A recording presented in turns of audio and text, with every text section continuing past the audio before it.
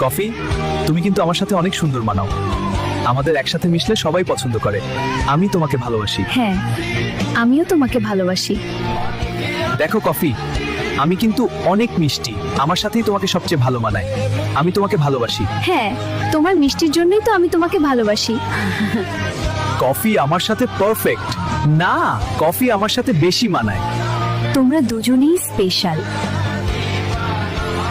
Coffee, তুমি কাকে চাও, মিল্ক না সুগার?